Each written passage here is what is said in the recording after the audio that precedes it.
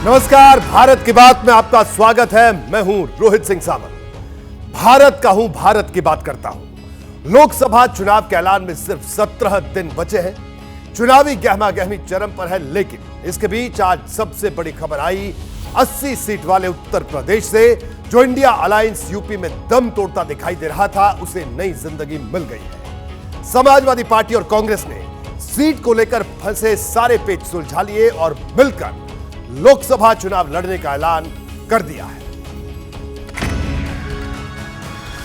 यह निर्णय लिया गया कि भारतीय राष्ट्रीय कांग्रेस उत्तर प्रदेश में 17 सीटों पर चुनाव लड़ेगी। जो बची हुई 63 सीटें, इन पर इंडिया गठबंधन के जो भी उम्मीदवार, समाजवादी पार्टी के, अन्य दलों के भी एकजुट होकर मजबूती के साथ भारतीय जनता पार्टी को अच्छी टक्कर देकर उनकी शिकस्त करेंगे।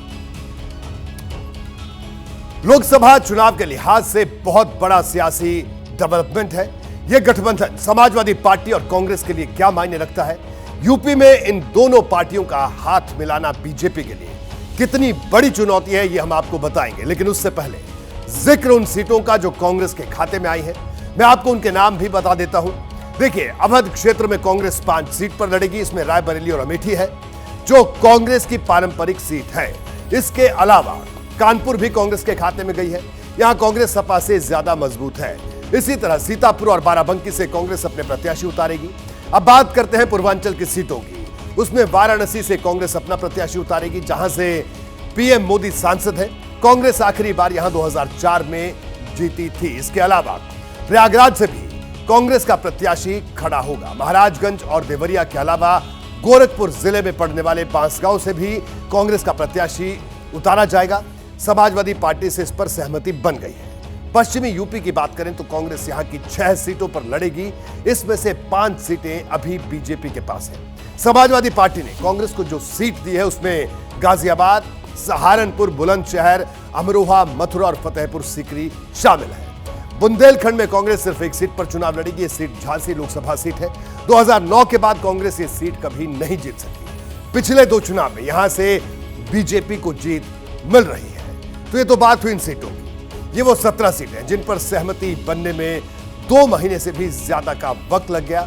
24 घंटे पहले तक ये साफ नहीं था कि कांग्रेस और समाजवादी पार्टी के बीच गठबंधन होगा भी या नहीं, और अगर होगा तो किस आधार पर होगा। लेकिन प्रियंका गांधी की तरफ से एक फोन गया और बात बन गई। ये फोन प्रियंका ने किसको किया, अब भी ये मैं आपको आगे बताऊंगा। पहले एक रिपोर्ट देखिए और समझिए कि कांग्रेस और समाजवादी पार्टी के बीच गठबंधन कितनी मुश्किलों को पार करने के बाद हुआ है।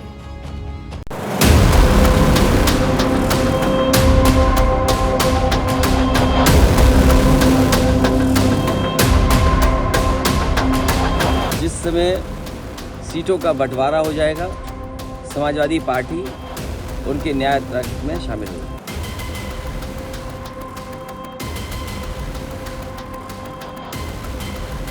अंत भला तो सब भला, अंत भला तो सब भला। संभल में अखिलेश की जुबान से हिंदी का एक मुहावरा निकला और साफ हो गया कि गिव एंड टेक के साबुन ने यूपी के 2 लड़कों के मन का मैल धो दिया है। अब अखिलेश यादव और राहुल गांधी उत्तर प्रदेश में लोकसभा चुनाव जीतने के लिए मिलकर जोर लगाएंगे। उत्तर प्रदेश में 17 लोकसभा सीटें कांग्रेस के पास और 63 सीटें समाजवादी पार्टी के पास। 17 सीटें कांग्रेस जो लड़ेगी, उसमें समाजवादी पार्टी उन 17 प्रत्याशियों को जिताने का काम करेगी। और इसी तरीके से भारतीय राष्ट्रीय कांग्रेस उत्तर प्रदेश में 63 लोकसभा क्षेत्रों में समाजवादी पार्टी के राष्ट्रीय अध्यक्ष जी द्वारा तय किए गए उम्मीदवारों को जिताने का प्रयास करेगी।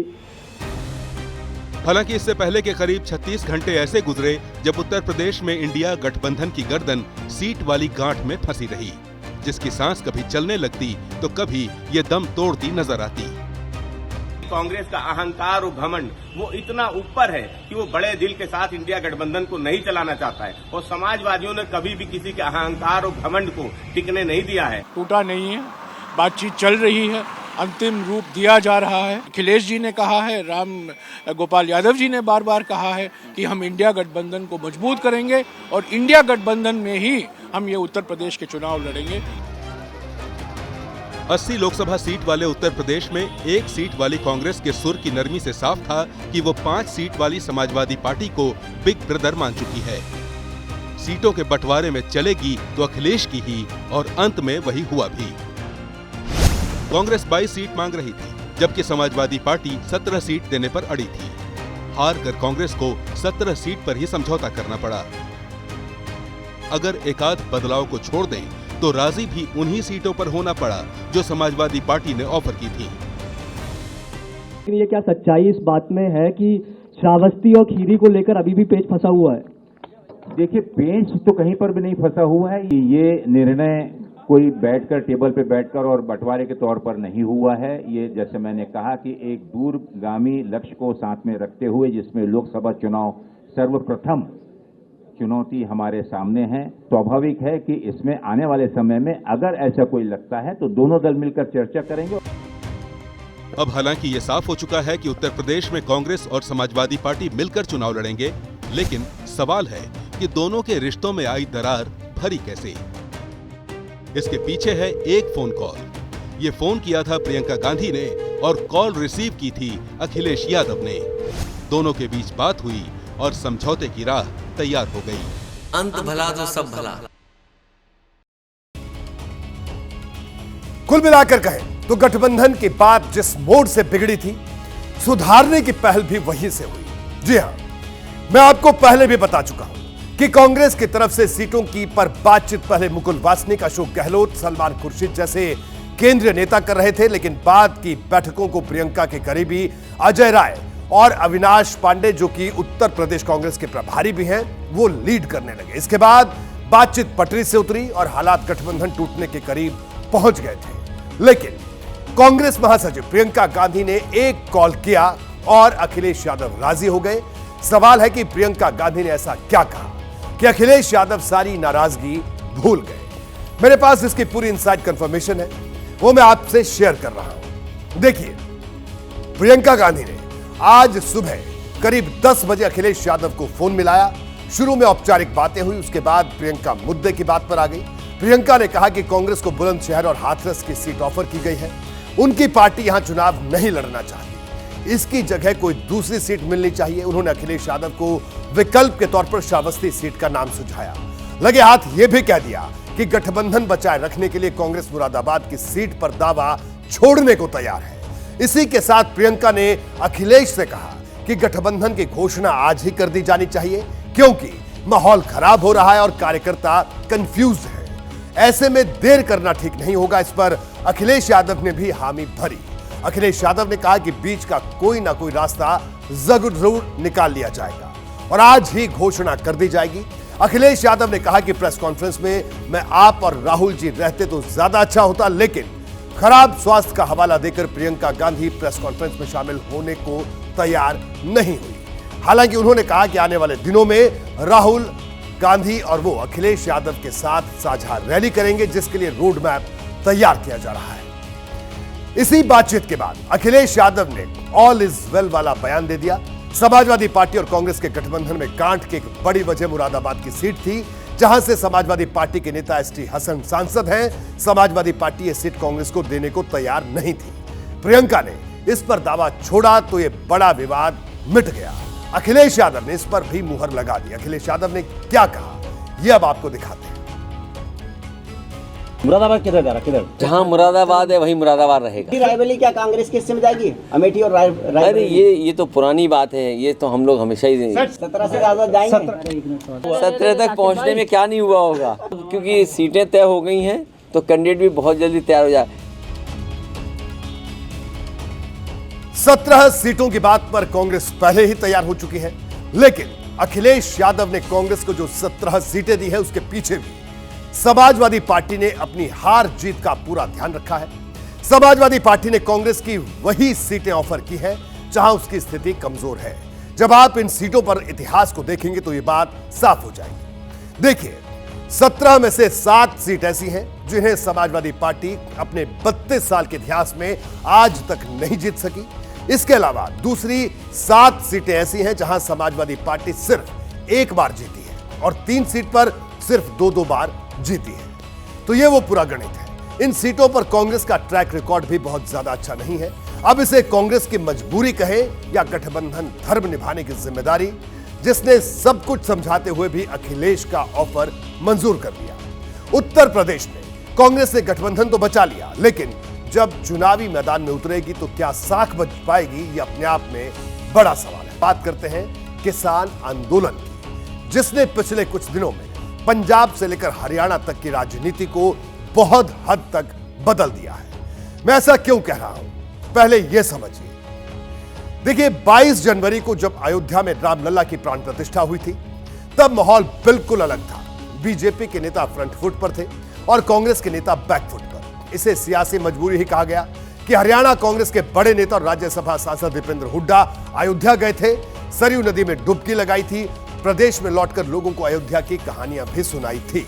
इसी तरह पंजाब के कांग्रेस अध्यक्ष अमरिंदर सिंह राजा वडिंग ने कई जगह मिठाइयां बांटी थी, दीपक जलाए थे और अयोध्या की खुशी में खुद को शरीक किया था।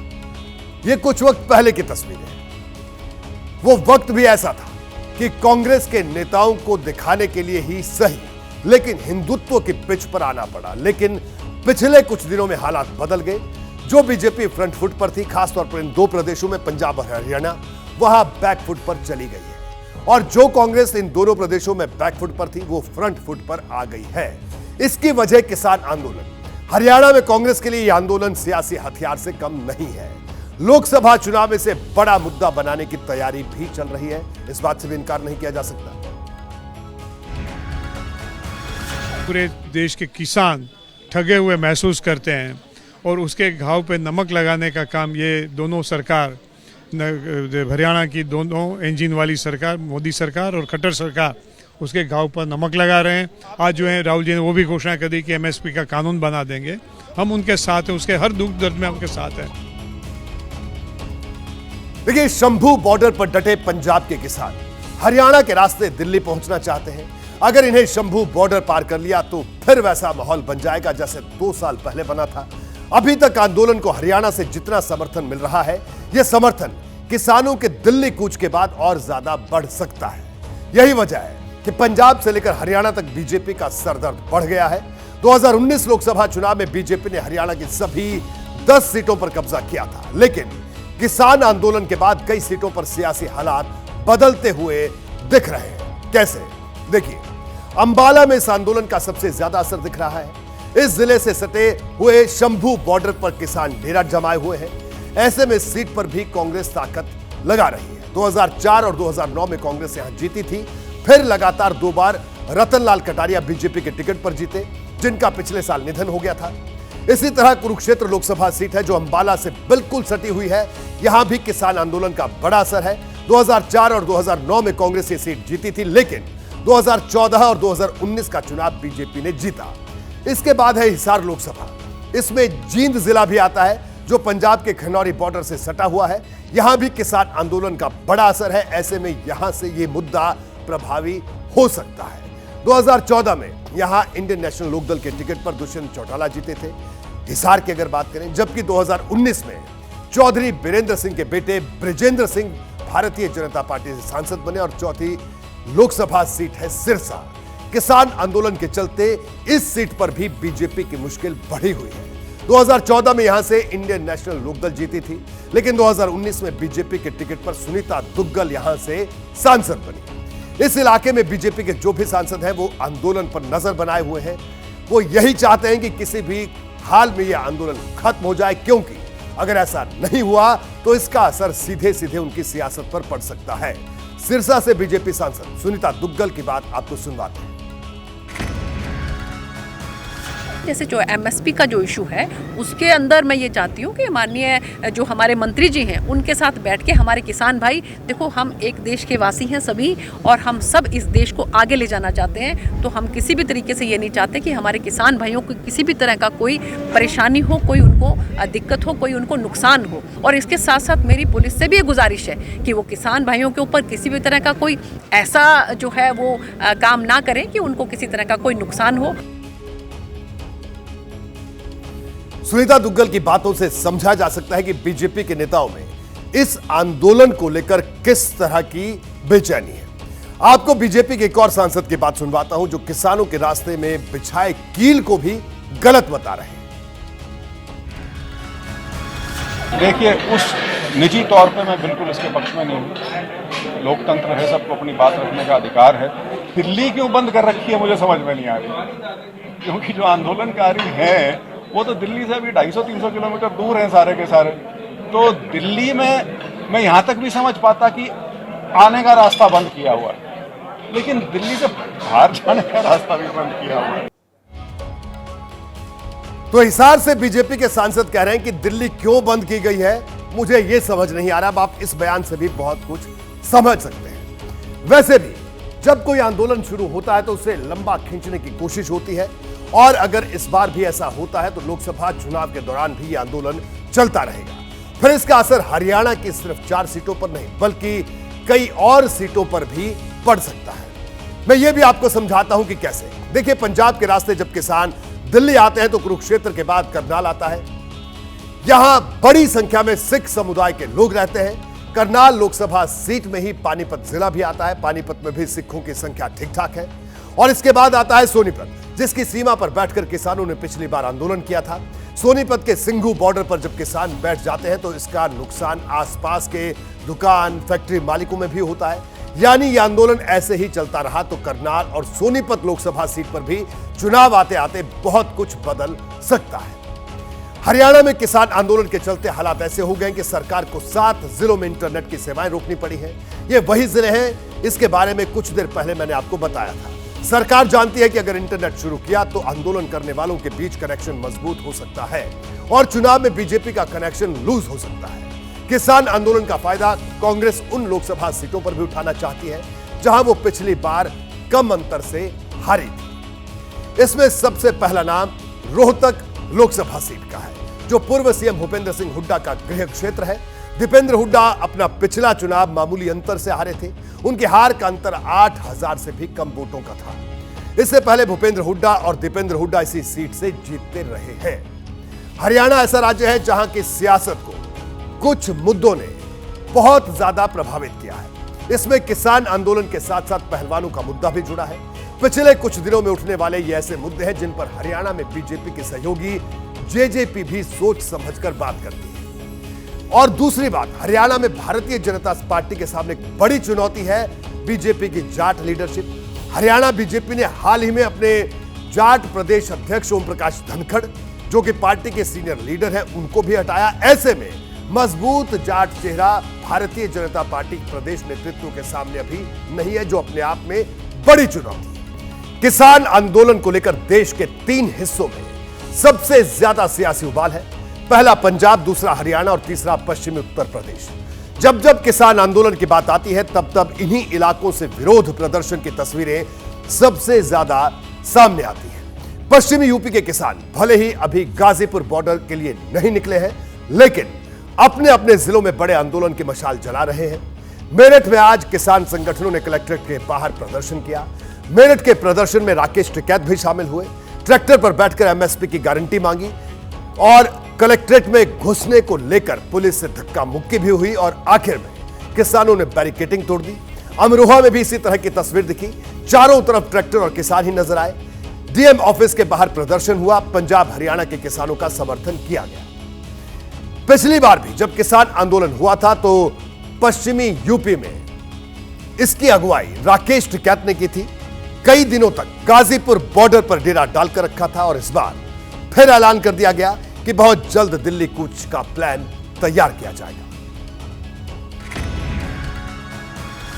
और संदेश दे रहे हैं तो सरकार सुधर जा, नहीं तो जो मेरठ लोग को आ सके ये दिल्ली में जा सके।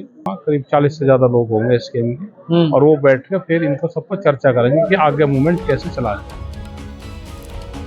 कुल मिलाकर इस लड़ाई को लंबा खींचने की तैयारी है और अगर ऐसा हुआ तो पश्चिमी यूपी की सियासत पर इसका गहरा असर पड़ेगा।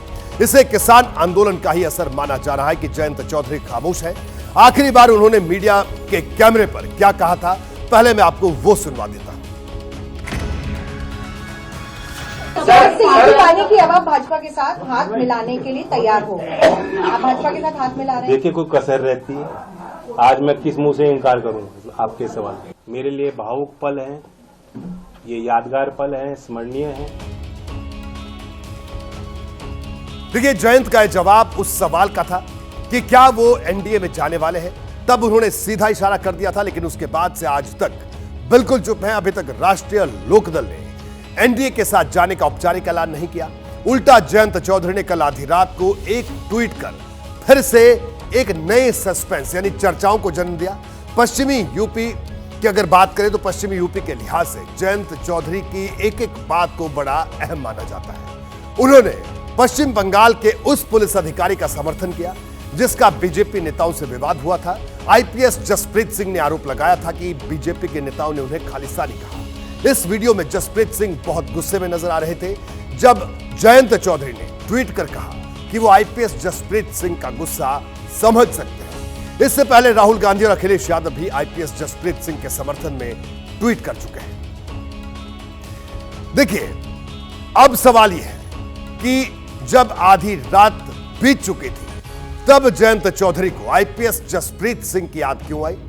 आज अखिलेश यादव जब मुजफ्फरनगर पहुंचे तो चौधरी चरण सिंह का नाम लेकर किसानों के मुद्दे पर बीजेपी को घेरा और जयंत चौधरी तक अपनी बात भी उन्होंने पहुंचाई।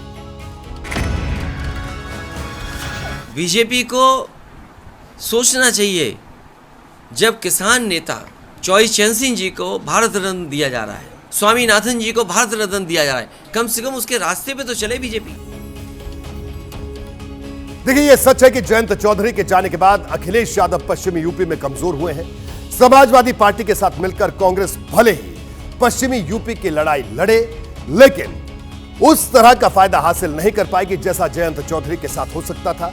दोनों की जोड़ी का असर विधानसभा चुनाव में भी देखने को मिला था। लेकिन दूसरी तरफ बीजेपी है जो जयंत को साथ रखकर चलना चाहती है और बीजेपी के बड़े नेता किसान आंदोलन को राजनीतिक भी बता रहे हैं।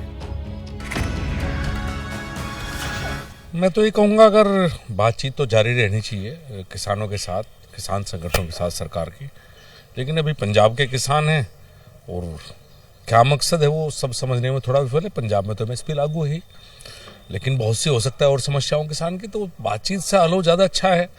अब चुनाव आगे निकट है, बहुत सी बातें नई सरकार में नए तरीके से होनी चाहिए। वो लगता है चुनावी आंदोलन है कि किसानों का आंदोलन है? देखिए, जब चुनाव है, इतना निकट कोई बात है और कुछ ऐसी खबरें भी आ रही है, तो चुनाव से जुड़ा हुआ तो मुझे लगता ही है। देखिए, पश्चिमी यूपी के कई जिले ऐसे हैं जहां किसान आंदोलन को अच्छा खासा समर्थन मिलता है। इसमें सबसे ज्यादा वही जिले हैं जहां राष्ट्रीय लोकदल की पकड़ है और अब किसान आंदोलन ने जयंत चौधरी के सामने नई मुसीबत खड़ी कर दी।